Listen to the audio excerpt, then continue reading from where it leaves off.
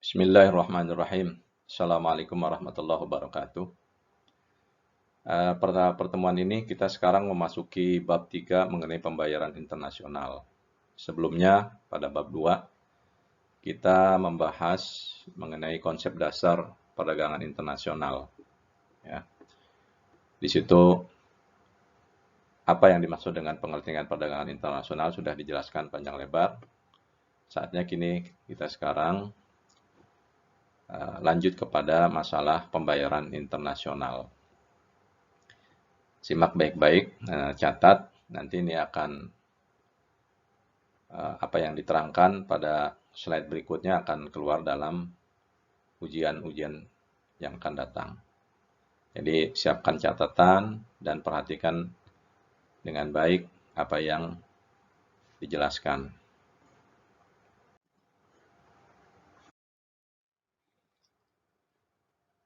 Kita lihat mengenai definisi pembayaran internasional. Apa itu pembayaran internasional? Yaitu pembayaran atas transaksi yang dilakukan oleh negara-negara yang terlibat dalam perdagangan internasional berdasarkan kesepakatan yang telah dirundingkan sebelumnya. Jadi ada kesepakatan ya antara satu negara dengan negara lainnya. Misalnya Indonesia dengan Jepang mau dibayarkan dalam apa transaksinya? Dalam yen, dalam rupiah, atau dalam dolar Amerika. Itu disepakati dalam kontrak. Lalu pembayaran dalam perdagangan internasional ini pada umumnya dilakukan melalui bank, ya. Tidak dilakukan melalui barter, ya. Jarang sekali. Mungkin pernah dilakukan, tapi pada saat ini melalui bank, ya. Misalnya dalam perdagangan Indonesia dengan Cina, ya. Terus setelah barangnya dikirimkan kepada masing-masing negara, misalnya Indonesia mengimpor tekstil dari Cina, nah, pembayarannya tidak cash. Misalnya Indonesia mengirimkan yuan, ya senilai misalnya berapa juta yuan ke Cina. Tapi itu melalui korespondensi bank. Nanti berikutnya akan kita lihat bagaimana transaksi itu dilakukan, pembayaran itu dilakukan dalam perdagangan internasional. Ada beberapa, kita lanjutkan lagi. Maaf tadi ada kesalahan. Jadi cara dan alat pembayaran internasional itu pertama bisa dilakukan melalui cash payment, ya, pembayaran tunai. Jadi pembayaran tunai ini, ya, biasanya dilakukan oleh eksportir yang belum kenal dengan importir atau kurang percaya dengan bonafide eksportir, bonafide importir, ya. Itu sering terjadi, ya, kerap terjadi. Misalnya dalam satu pertemuan event internasional, meet buyer and seller, ya. Di situ biasanya ada beberapa perusahaan, ya, yang menawarkan produk-produknya, termasuk juga datang di situ misalnya para pembeli-pembeli Indonesia, misalnya dalam satu eksibisi, ya, Expo internasional, datang dengan produk-produk khasnya Indonesia, misalnya buah-buah tropis, ya. Yang saya pernah datang itu biasanya Indonesia tuh menjual produk-produk seperti burung walet, sarang burung walet, lalu juga kerajinan tangan, furniture, ya. Negara-negara yang lebih maju industrinya, biasanya yang dipamerkan itu adalah mesin-mesin industri, misalnya mesin pengepakan, ya, mesin pengolahan coklat, mesin pengolahan tekstil, ya, processing food, ya, misalnya dari kalau kita mau buat nugget itu dari bahan mentah sampai packagingnya itu nanti ada satu rangkaian. Nah, mereka bertemu dalam satu expo internasional, lalu deal, ya. Misalnya Amerika, ya ada beberapa perusahaan setuju untuk mengimpor kerajinan tangan dari Indonesia atau furnitur berbahan baku kayu jati dari Indonesia. Atau pengusaha Indonesia deal dengan perusahaan dari Cina untuk membeli seperangkat peralatan manufacturing untuk pembuatan kue kering misalnya, atau mie dan sebagainya. Itu banyak sekali biasanya ditawarkan.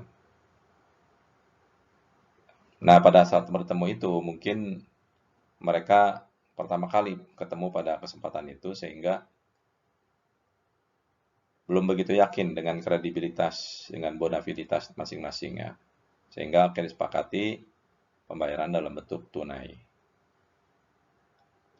Apa bentuknya itu? Antara lain misalnya wesel bank atas unjuk, banker side draft, ya. Surat perintah yang dibuat bank domestik yang ditujukan kepada bank koresponden di negara lain untuk membayar sejumlah uang tertentu kepada si pembawa surat wesel. Ya. Di sini surat perintah, ya.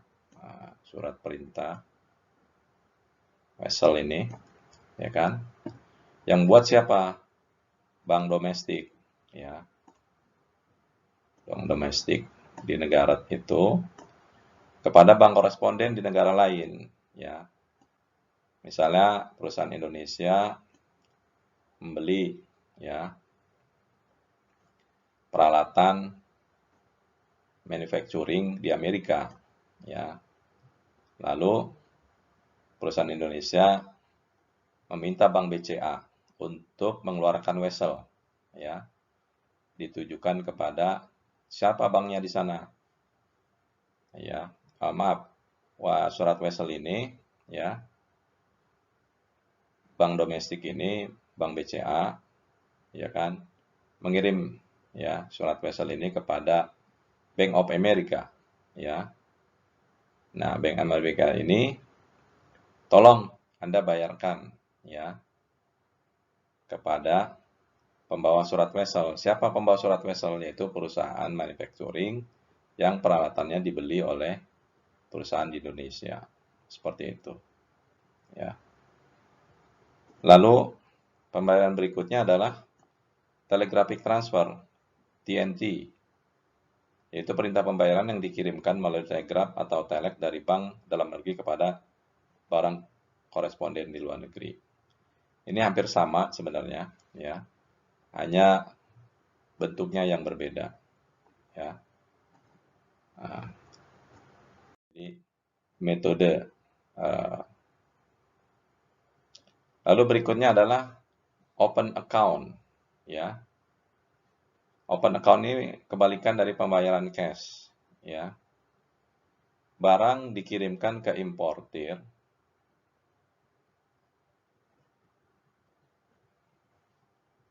tanpa disertai surat perintah membayar serta dokumen. Jadi pembayaran beberapa waktu kemudian atau tergantung pada kebijakan importir, ya kan?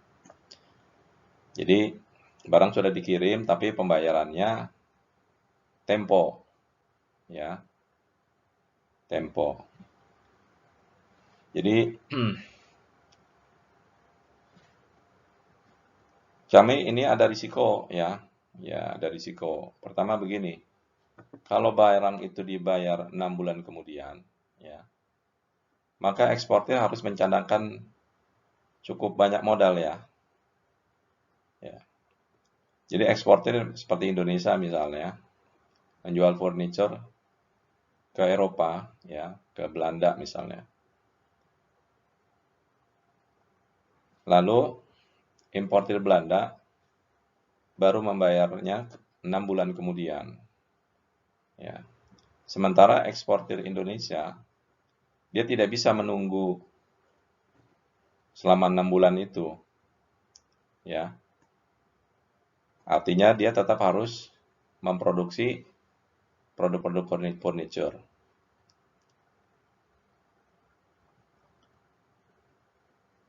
Nah, kalau menunggu pembayaran dari importir Belanda, maka 6 bulan kemudian baru produsen furnitur di Indonesia itu bisa memproduksi karena baru ada uang, ya. Untuk itu produsen furnitur di Indonesia itu harus punya cadangan modal dalam 6 bulan ke depan. Bagaimana caranya? Mungkin kalau dia uangnya kuat, modalnya kuat, dia akan menggunakan dana cadangan dia untuk memproduksi furnitur dalam 6 bulan kemudian ke depan. Ya, jadi tiap bulan dia tetap harus memproduksi sampai nanti ekspor dia ke Belanda sudah dibayarkan sehingga ada dana lagi yang bisa dijadikan modal sehingga modalnya bisa berputar kembali. Atau dia pinjam lewat bank, ya, pinjaman bank untuk sebagai modal kerja untuk memproduksi furniture sehingga produksinya terus berjalan selama 6 bulan ke depan. Jadi banyak cara yang dilakukan. Hanya di sini risikonya kalau pembayaran itu dalam tempo, gitu. Ada risiko lain juga, yaitu fluktuasi kurs mata uang, ya. Jadi contohnya misalnya tadi produsen furnitur Indonesia mengekspor ke Belanda, pada saat dia mengekspor, ya, katakanlah disepakati pembayaran dalam US dollar, ya.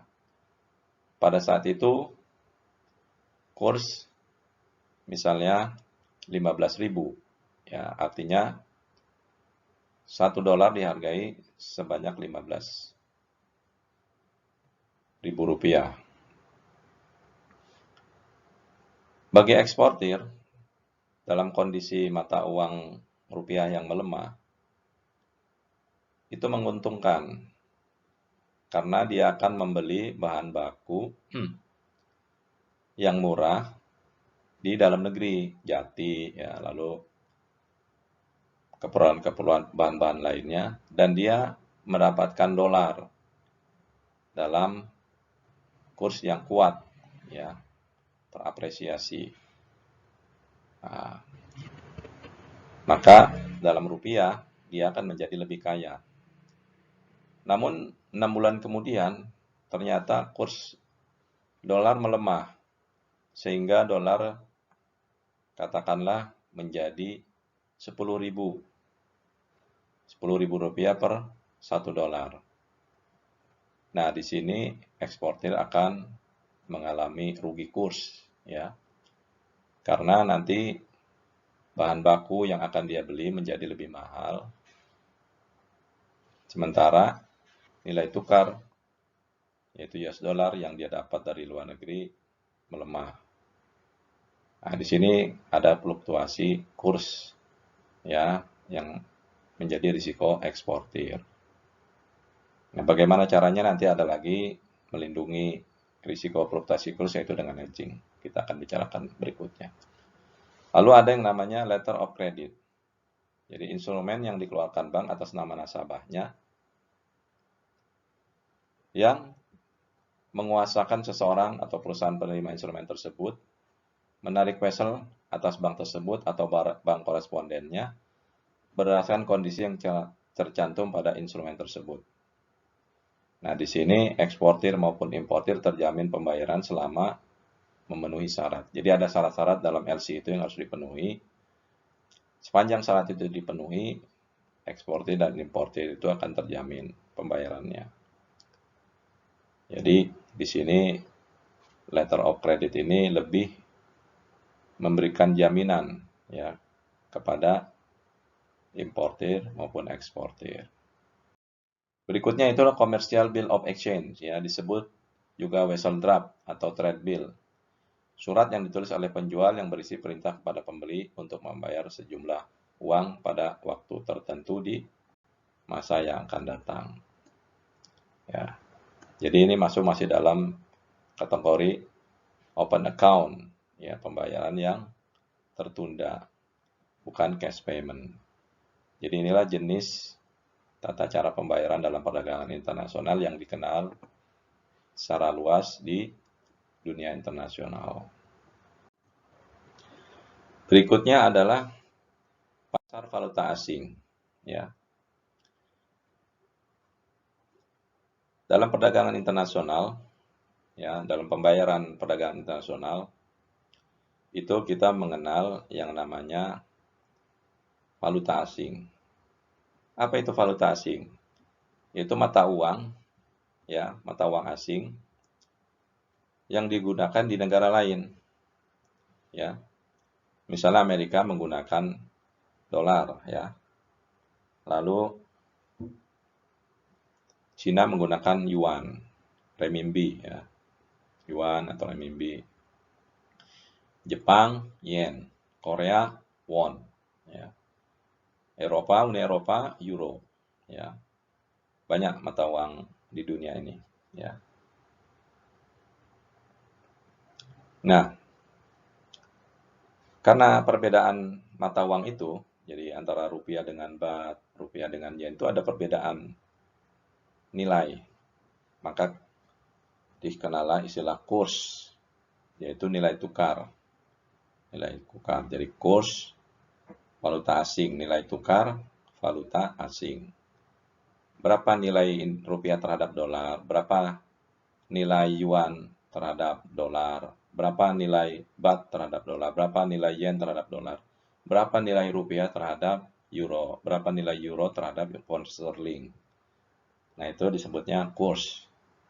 Ya, kalau kita ke web Bank Indonesia itu ada kurs di situ, ya. Kurs valuta asing, nilai tukar valuta asing. Kita bisa tahu hari itu berapa dolar Hong Kong, berapa dolar Singapura, ya. Itu sangat dinamis, tiap hari bergerak, tiap menit, tiap detik bergerak, ya. Gitu.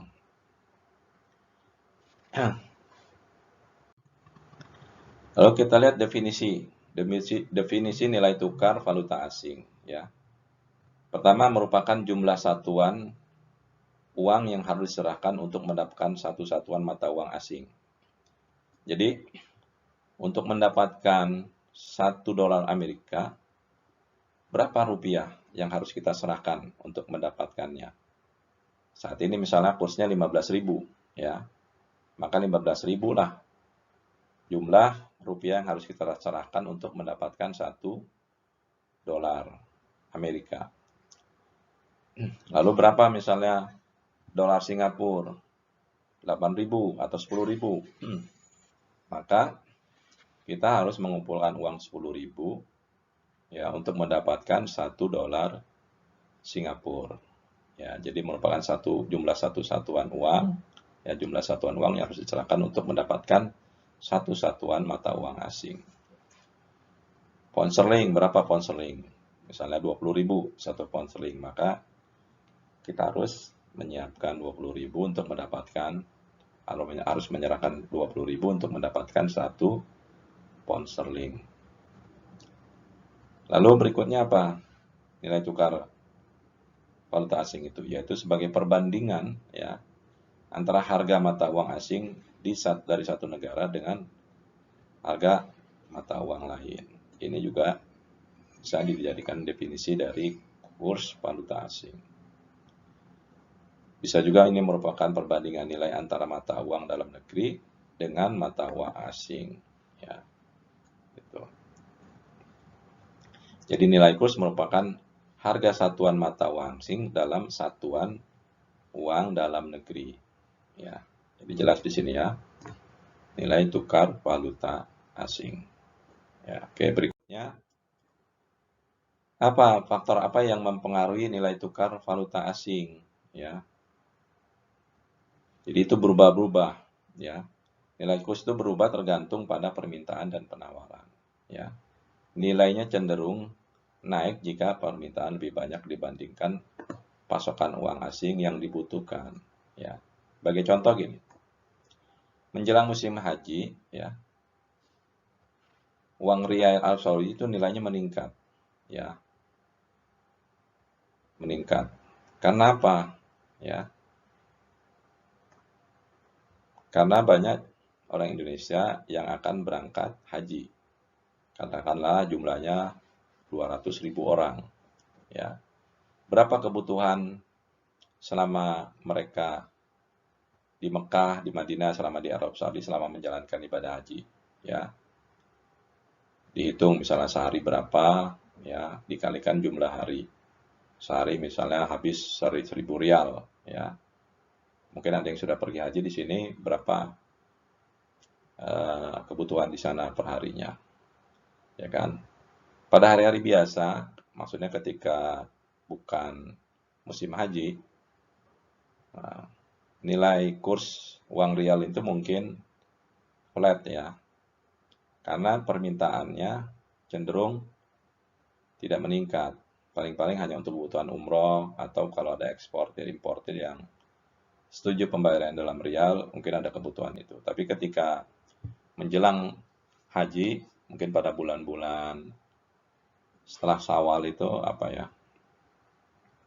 Jadi sebelum Zulhijjah itu 3 bulan sebelumnya mungkin sudah mulai meningkat permintaan rial, dan kurs rial itu cenderung naik karena tingginya meningkatnya permintaan. Itu. Secara umum, ya, perubahan nilai tukar valuta asing itu dipengaruhi oleh perubahan gaya hidup masyarakat. Ya, tiba-tiba saja misalnya, tidak tiba-tiba ya, mungkin ini ada gaya hidup orang Indonesia itu suka baju-baju tebal, gaya musim dingin gitu ya. Lalu diimporlah produk-produk dari Amerika, ya baju-baju dingin seperti itu. Otomatis permintaan barang itu meningkat. Ya.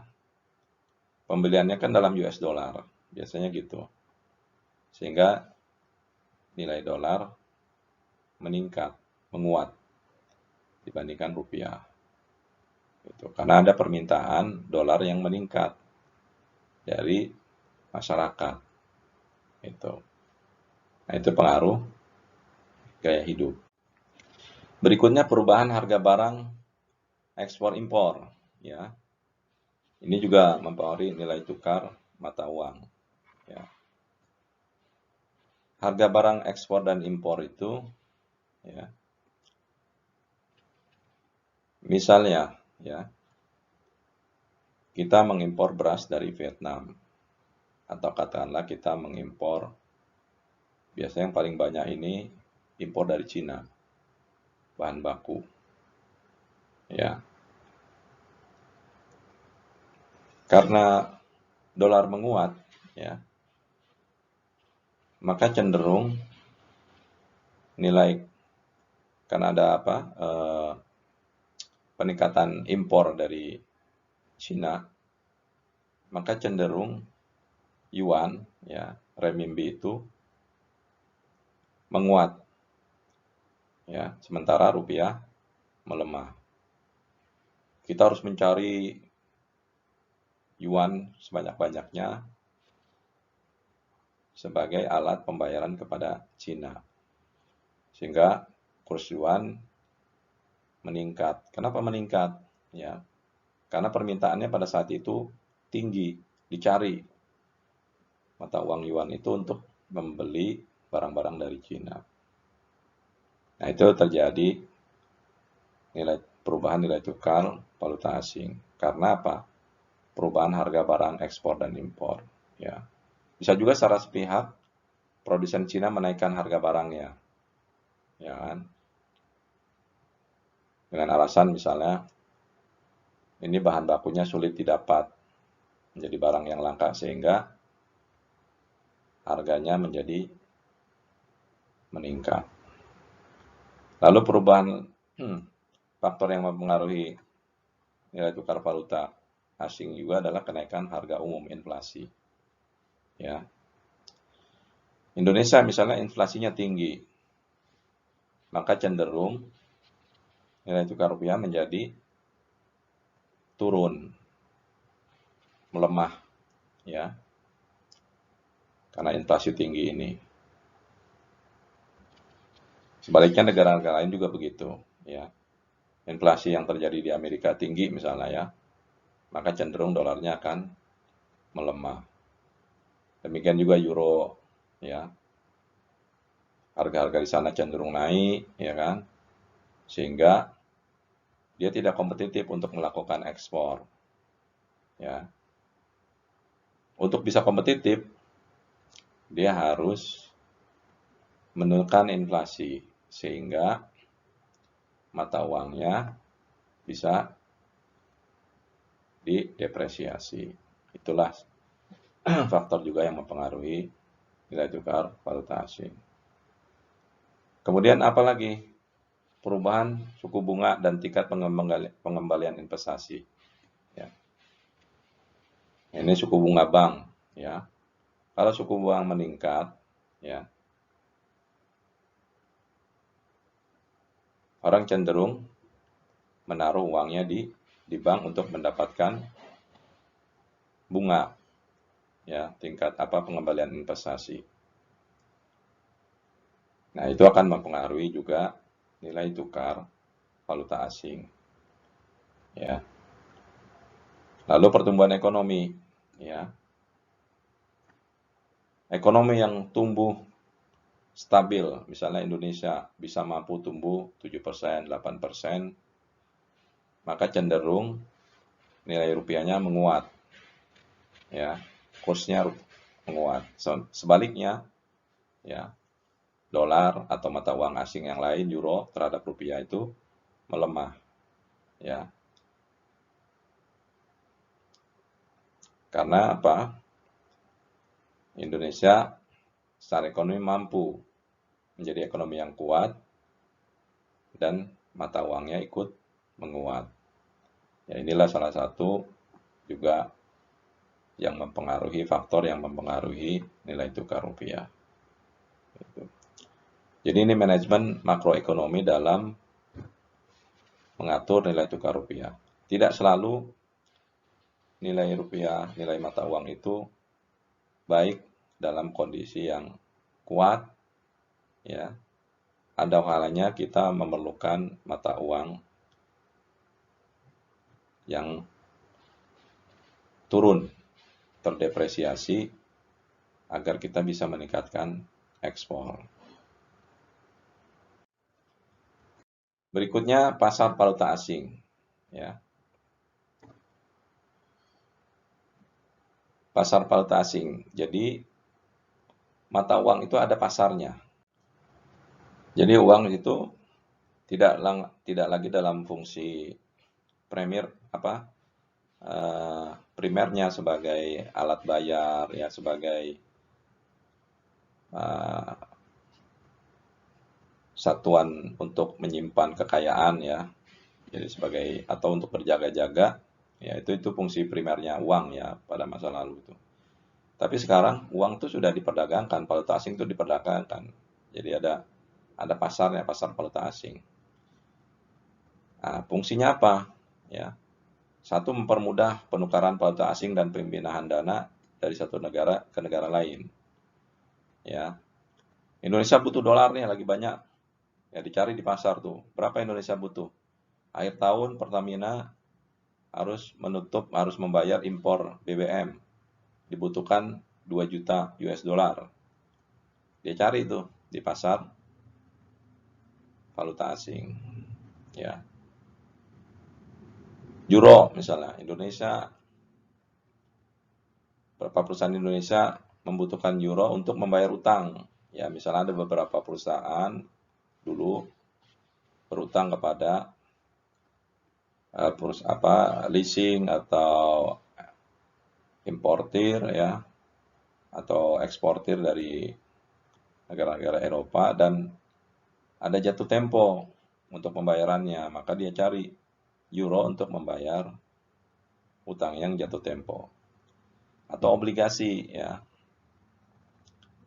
Jadi perusahaan Indonesia mengeluarkan obligasi dalam mata uang euro atau dalam mata uang dolar.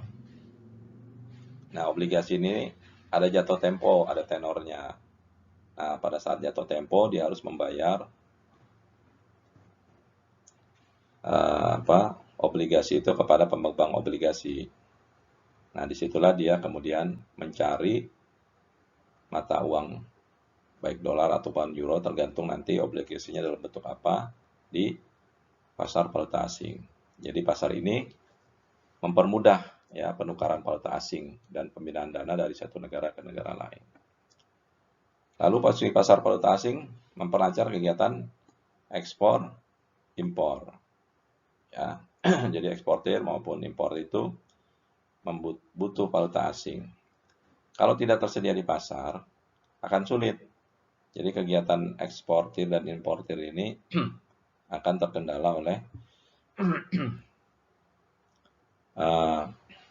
kurangnya pasokan valuta asing di pasar. Lalu berikutnya apa fungsinya? Yaitu hedging nilai tukar, yaitu tindakan untuk menghindari kerugian karena perubahan kurs di masa yang akan datang. Jadi di situ bisa disepakati misalnya, oke, kita akan selesaikan transaksi ini misalnya 6 bulan ke depan. Tapi sepakat ya bahwa dolar yang kita gunakan patokannya adalah sebesar Rp15.000 per 1 dolar. Jadi pada saat 6 bulan ke depan, ya itu harga itu yang disepakati, tidak mengikuti kurs pada saat itu. Misalnya kursnya pada saat itu 6 bulan kemudian itu 12.000 per Rp12.000 per 1 dolar. Tentu eksportir Indonesia misalnya, dia akan dirugikan dengan penguatan rupiah itu, ya kan? Nah, untuk menghindari itu dibuatlah hedging namanya, lindung nilai. Nah, inilah 3 fungsi dari fungsi pasar valuta asing. Berikutnya mengenai sistem kurs valuta asing, ya.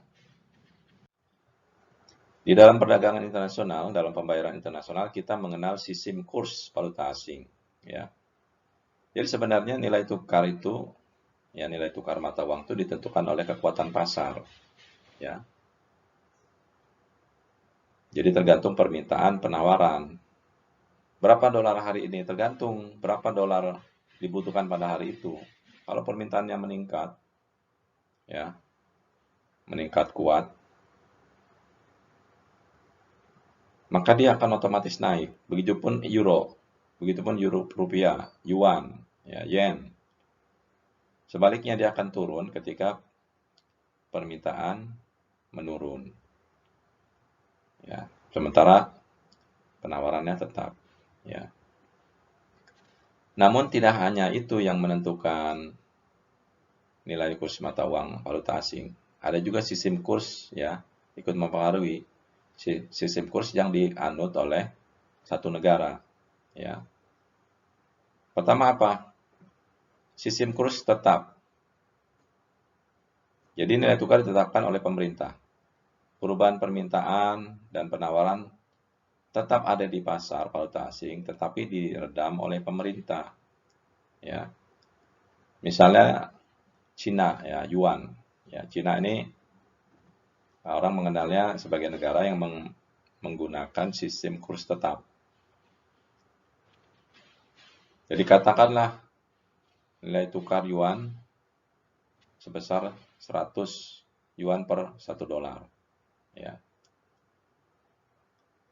Di pasar valuta asing dia berfluktuasi, ya. Namun karena kebijakan sistem kurs tetap yang diambil oleh Cina, Cina akan mempertahankan nilai kurs yuan tetap pada 100, ya, tidak naik dan tidak turun, ya. Bagaimana mekanismenya supaya dia tetap, ya? Jadi ketika ada terjadi kelebihan penawaran, ya, terhadap mata uang asing tertentu, ya misalnya di Cina, ya, itu ada penawaran dolar yang banyak, tentu akan mempengaruhi nilai tukar yuan. Nah, pemerintah akan serap, dia beli itu, ya, dia beli, dia taruh di cadangan devisa dia. Sebaliknya jika terjadi kelebihan permintaan, dolar meningkat permintaan di Cina, ya, otomatis yuan akan melemah, dolar meningkat.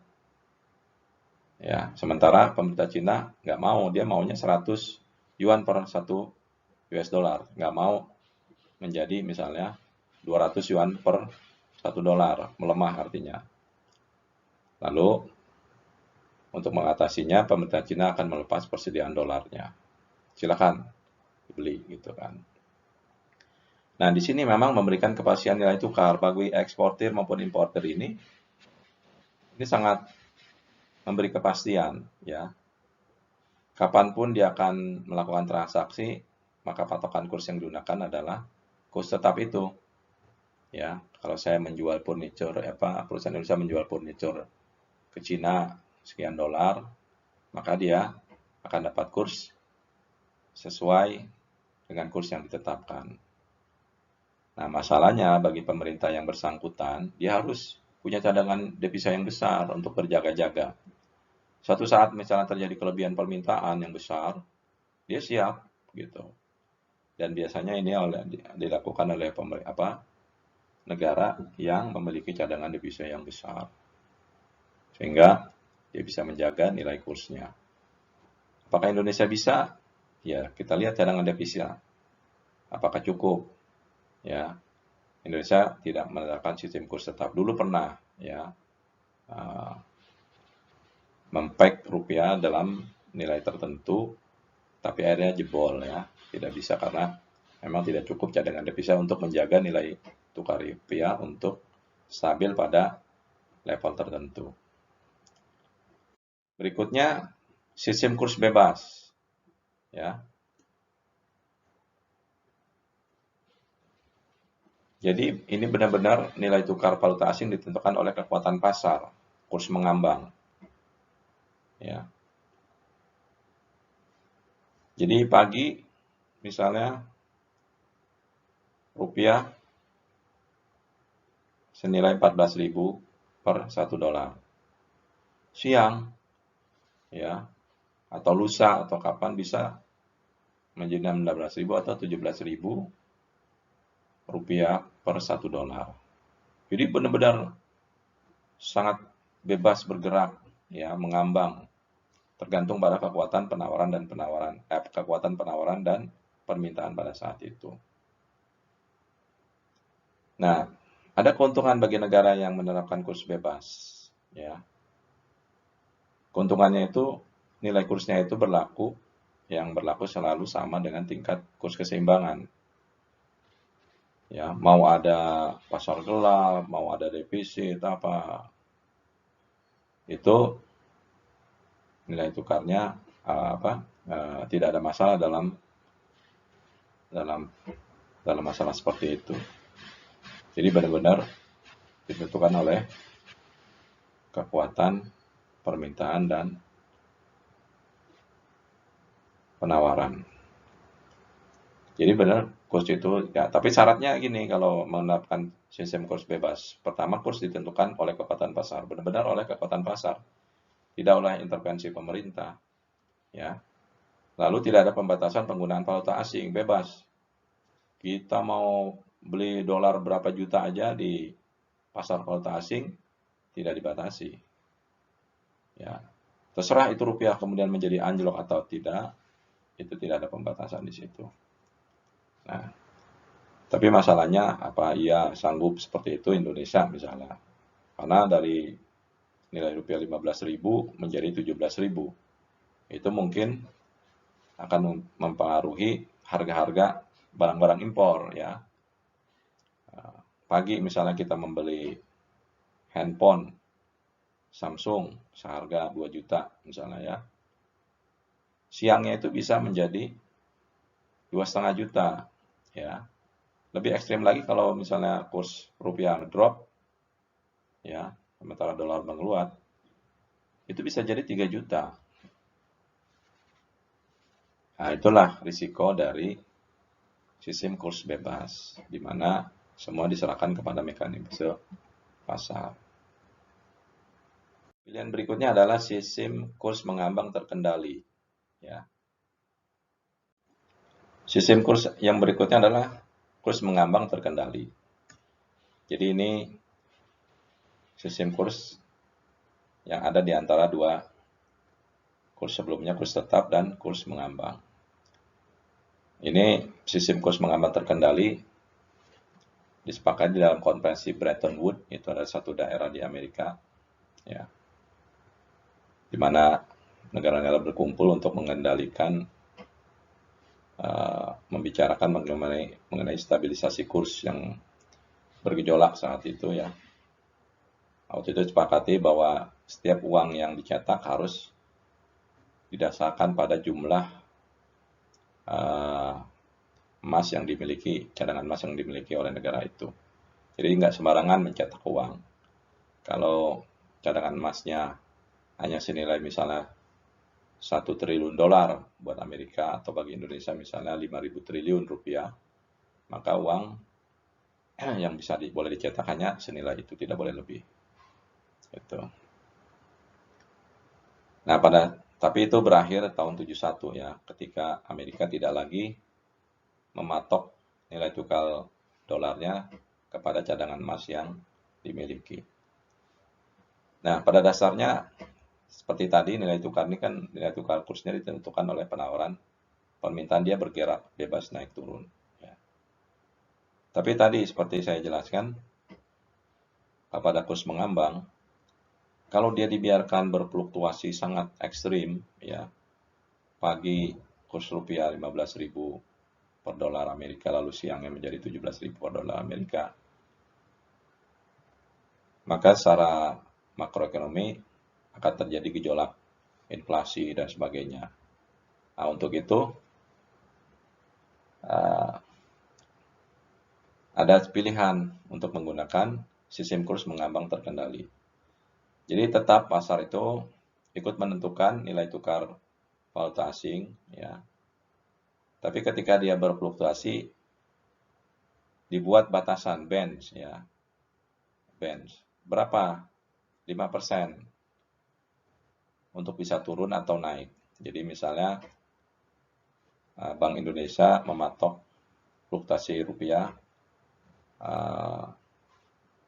dalam rentang 5%. Kalau misalnya 10.000, ya, per US dollar, maka toleransi pelemahannya hanya boleh sampai 10.500 atau penguatannya sampai 9.500. Itu rentang, ya, rentang kursnya yang bisa ditoleransi, ya kan.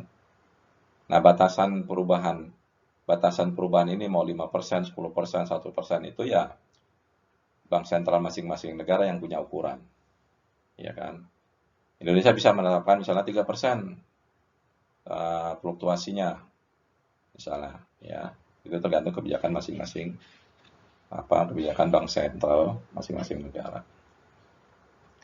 Lalu mekanismenya dalam mengendalikan nilai tukar rupiah itu agar tidak terlalu berfluktuasi sangat tajam, ya, bisa secara langsung, ya, operasi pasar, ya, kita juga pernah dengar tuh operasi pasar valuta asing. Jadi bank sentral langsung membeli, ya, membeli valuta asing, jual atau membeli, ya, tergantung nanti pada saat menguat atau dia melemah nilai tukar itu. Nah, ini dikenal dengan istilah dirty floating, mengambang kotor. Artinya campur tangan yang langsung itu sebenarnya, ya, campur tangan tuh biasanya kan konotasinya negatif gitu, ya. Jadi makanya disebutnya dirty floating. Ada campur tangan yang lebih elegan gitu, ya, yang tidak begitu kelihatan campur tangan bank sentral, yaitu mengatur tingkat suku bunga. Nah, ini dikenal dengan sebutan clean floating, mengambang bersih. Nah, mengapa ini cara seperti ini itu tidak begitu kelihatan, ya, di pasar itu tidak ada intervensi, ya, tidak ada pembelian atau penawaran besar-besaran, penjualan besar-besaran valuta asing. Jadi cukup dengan mengatur tingkat suku bunga. Nah, dulu pada krisis tahun 98 misalnya, ketika rupiah anjlok, ya, jadi orang memburu dolar waktu itu sebagai dianggap sebagai mata uang yang paling aman, tapi dampaknya rupiah sangat turun sekali nilainya, akibatnya ya waktu itu. Sampai waktu itu hampir menyentuh 17.000 per dolar Amerika. Itu sangat merusak sekali kalau nilai kurs anjlok sangat tajam. Caranya apa? Kemudian bank sentral menetapkan tingkat suku bunga yang tinggi. Akhirnya apa? Orang-orang yang memegang rupiah menaruh uangnya di bank dengan harapan mendapatkan bunga yang tinggi. Sehingga mereka tidak lagi memburu dolar. Untuk apa memburu dolar kalau imbal hasil di bank lebih tinggi atau bukannya tidak lebih tinggi juga ya artinya lebih menarik ya. Waktu itu sempat tingkat suku bunga itu mencapai 70% apa ya. Ya sekitar itu. Jadi bayangkan kalau kita punya duit 1 juta dalam 3 bulan, dalam 1 tahun, uang kita tuh beranak sebanyak 700.000 dari 1 juta. Jadi nanti akumulasinya nilai uang kita menjadi 1.700.000. Nah, tentu ini tawaran yang menarik ya, iming-iming yang menarik. Nah, itu caranya untuk mengatur nilai tukar mata uang ya. Nah, sistem kurs mengambang terkendali ini memberi kepastian kurs valuta asing dalam satu periode bagi eksportir ya maupun importir. Berikutnya ada fungsi pokok pasar valuta asing ya. Jadi pasar valuta asing ini ada pasarnya. Valuta asing itu bernilai jika dia dipertukarkan dengan valuta asing lain itu tanpa batas, ya tidak dibatasi, tempatnya juga bisa ada tempat yang disediakan begitu, itu baru bisa bernilai. Gak mungkin kita tahu nilai tukar rupiah ya tanpa ada perdagangan di situ. Berapa rupiah saat ini? Tidak diperdagangkan, ya tidak ada yang tahu. Tapi begitu diperdagangkan, negara ini menawar, eksportir ini menawar rupiah, saya mau beli ya rupiahnya senilai 14.000 per 1 US dollar. Sana nawar berani membeli gitu, memberikan bidding gitu ya. 13.000 rupiah per 1 dolar. Nah, disitulah baru kita tahu nilai satu valuta asing. Begitu juga mata uang lain. Ya, euro terhadap dolar. Itu dia menginginkan 1 dolar. 1 euro itu seharga 0, berapa? 0,01 0,9 US dollar, misal seperti itu. Nah, di situ ada tempat namanya foreign exchange market. Ya, sama seperti bursa juga ada stock exchange ya. Stock exchange itu pasar jual beli saham, ya kan. Tapi di situ juga misalnya biasa ada jual beli obligasi, jual beli surat berharga yang lain ya, waran dan sebagainya. Itu ada. Jadi pasar valuta asing ini yang memfasilitasi pertukaran valuta untuk mempermudah transaksi dan keuangan internasional. Ya. Di situ kita bisa tahu nilainya berapa. Bahkan ada trader-trader tuh ya, trader mata uang itu dia akan mengintip akan cross check berapa nilai tukar rupiah hari ini, mereka lakukan jual beli ya untuk mendapatkan keuntungan tujuannya gitu. Misalnya dia beli dolar pada hari ini di kurs berapa, misalnya 14.300 ya. Lalu pada siangnya kursnya misalnya melemah menjadi 15.000 ya. Nah, untuk dia bisa mendapatkan rupiah, dia lepas dolarnya. Nah, dalam rupiah duit dia menjadi lebih banyak. Dia bisa beli aset-aset seperti properti, ya, mobil dan sebagainya, ya dari transaksi seperti itu.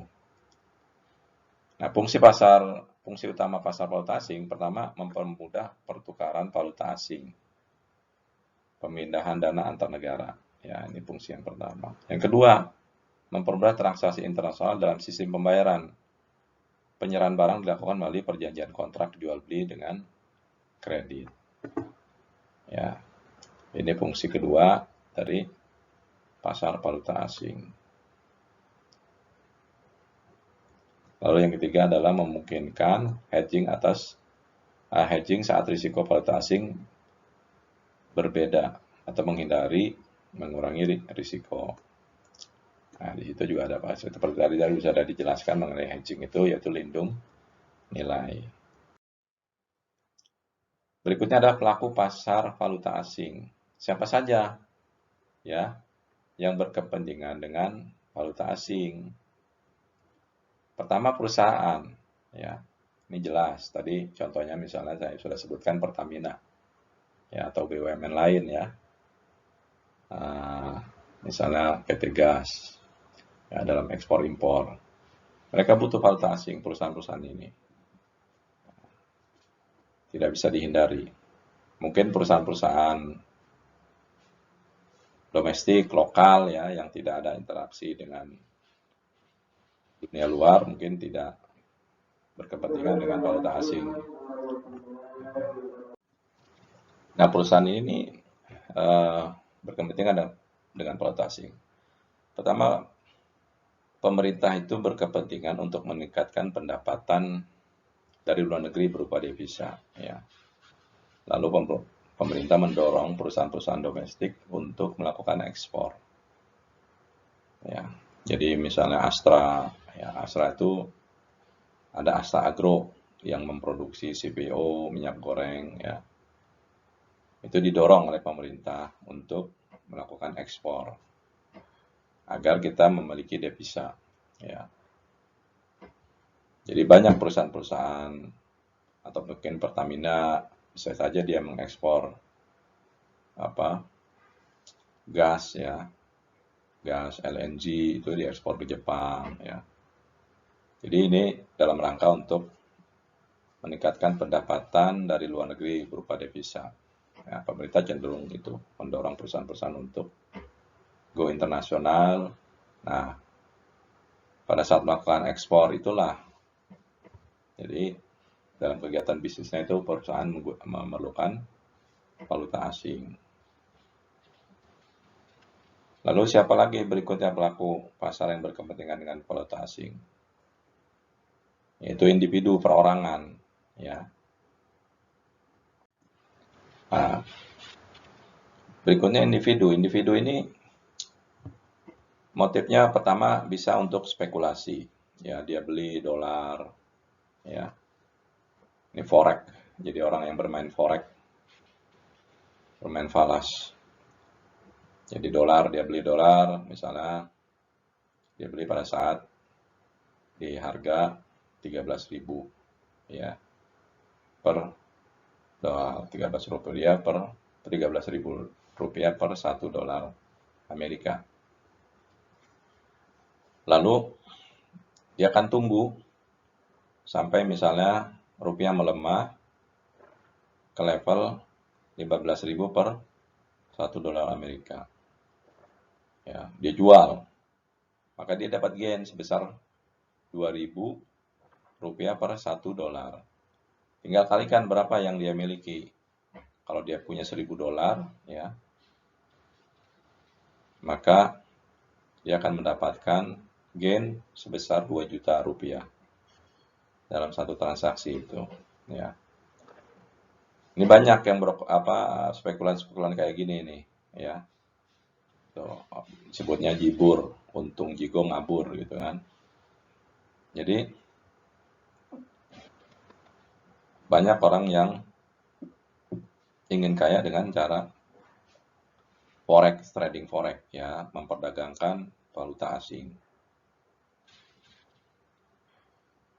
Ya, sah-sah aja ya dalam negeri yang bebas seperti ini, orang berspekulasi karena memang kesempatan itu ada. Tapi tidak selalu spekulan ini untung. Karena pergerakan nilai tukar valuta asing itu di luar kendali dia, banyak sekali faktor-faktor yang mempengaruhi. Ya, kalau tadi ada disebutkan masalah perilaku segala macam, itu sebenarnya juga secara politis, geopolitik itu juga sangat mempengaruhi. Tiba-tiba saja misalnya Donald Trump mengumumkan ekonomi Amerika, dia menutup ekonomi Amerika dari luar. Itu akan berpengaruh terhadap mata uang dolar Amerika. Bisa jadi anjlok, turun. Nah, spekulan ini yang tadinya berharap dolar melemah,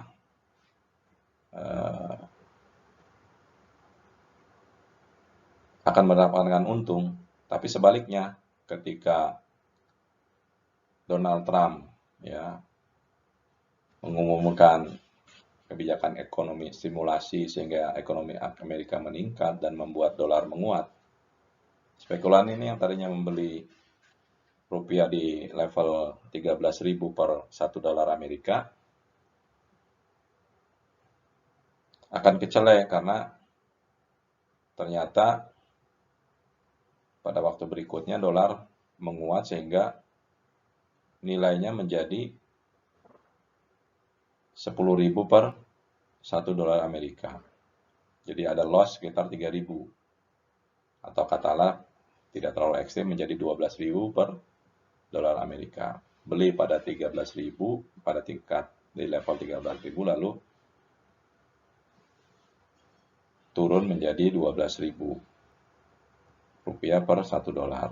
Rugi 1.000. Nah, biasanya spekulan ini bertahan. Dia tidak jual. Ya. Tapi seberapa lama ya kekuatannya? Ya, bagi orang-orang misalnya yang punya uang lebih, nggak masalah, duitnya dibiarkan aja.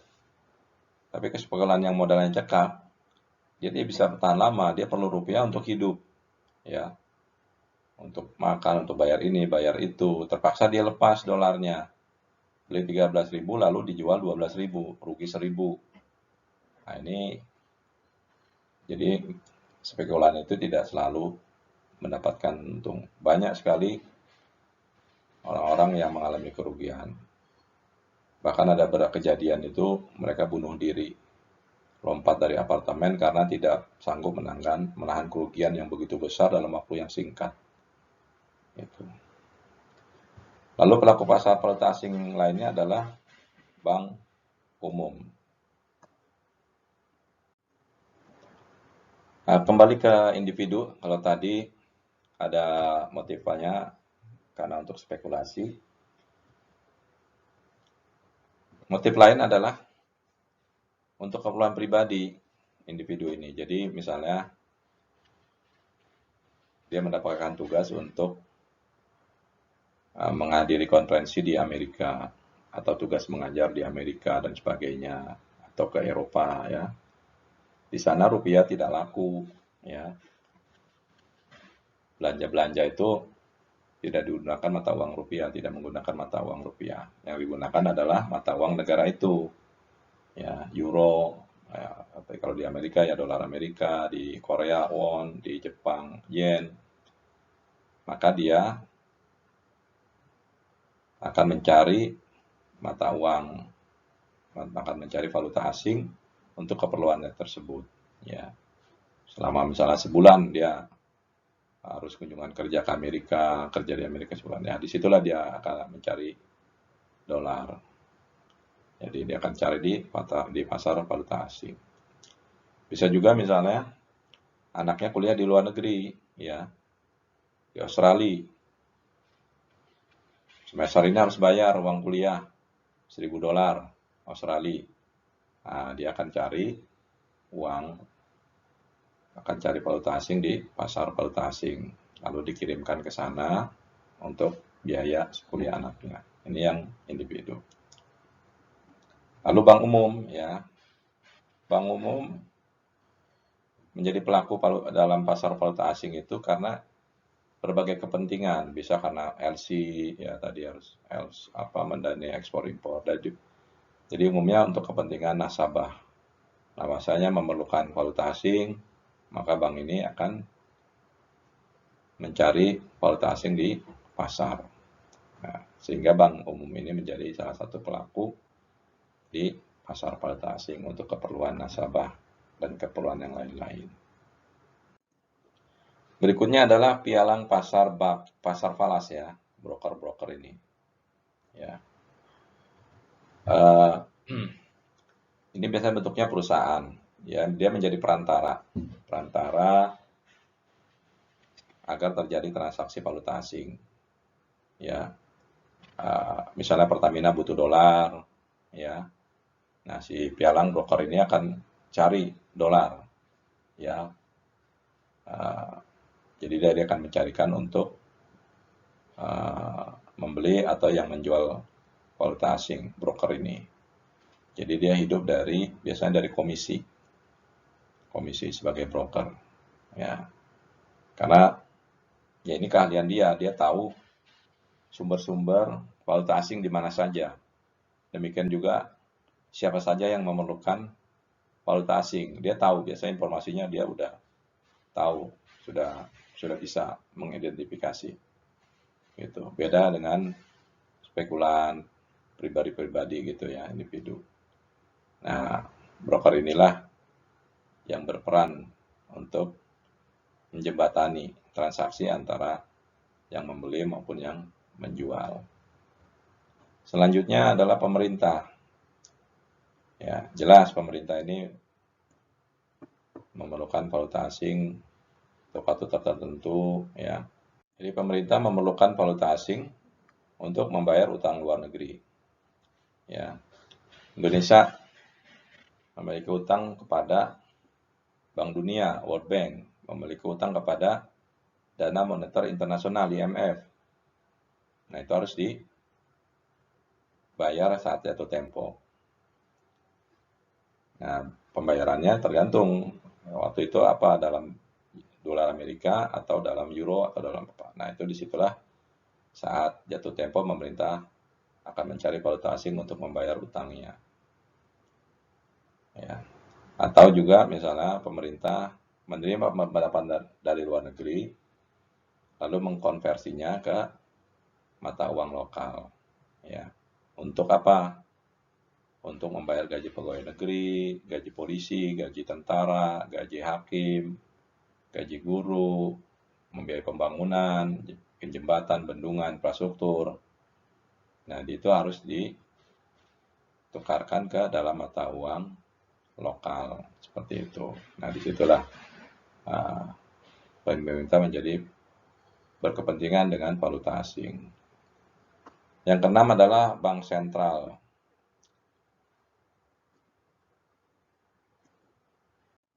Bank sentral adalah lembaga independen, ya, yang bertugas menjaga nilai tukar mata uang negaranya. Bank Indonesia itu menjaga nilai tukar rupiah agar stabil. Bank sentral melakukan jual beli falas untuk menstabilkan nilai tukar mata uang negaranya. Jadi melakukan intervensi, ya, menjual atau membeli falas. Jadi disinilah makanya bank sentral menjadi pelaku dalam pasar valuta asing. Jadi sudah tugasnya bank sentral melakukan intervensi untuk menstabilkan nilai tukar mata uang.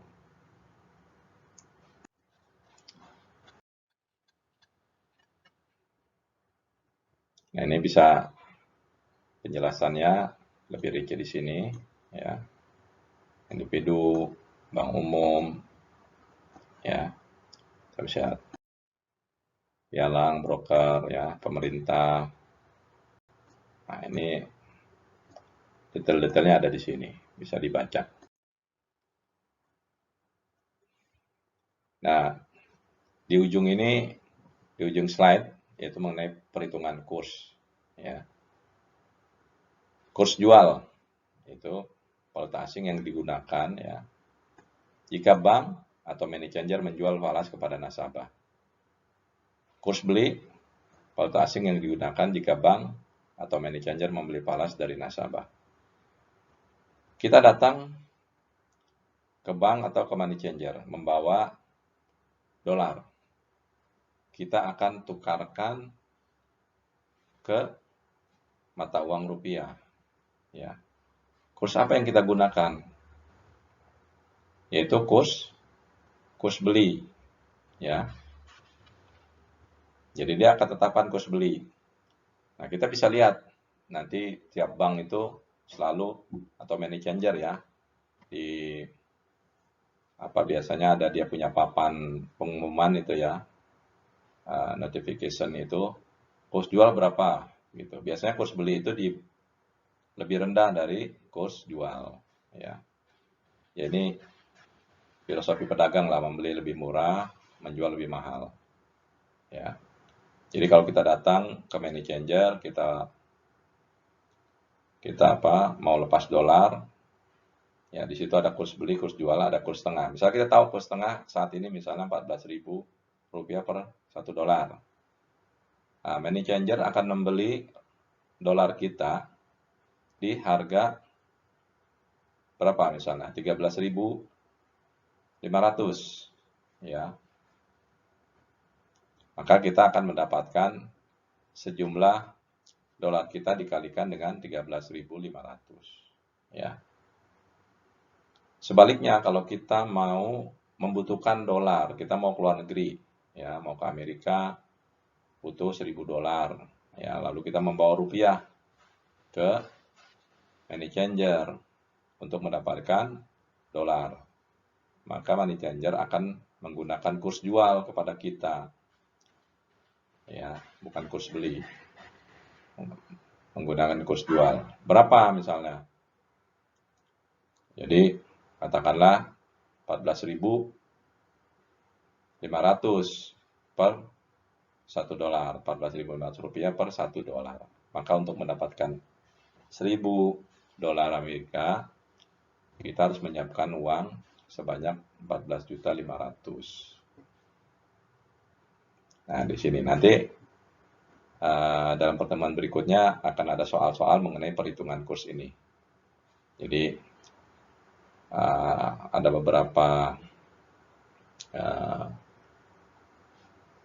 perhitungan yang akan menggunakan kurs jual maupun kurs beli. Jadi mana yang saatnya kita menggunakan kurs beli dan mana saatnya kita menggunakan perhitungan kurs jual. Oke, baik, sampai sini pertemuan kita mengenai pembayaran internasional ya. Terima kasih atas perhatiannya, semoga bermanfaat. Catat baik-baik apa yang sudah diterangkan, semoga bermanfaat. Assalamualaikum warahmatullahi wabarakatuh.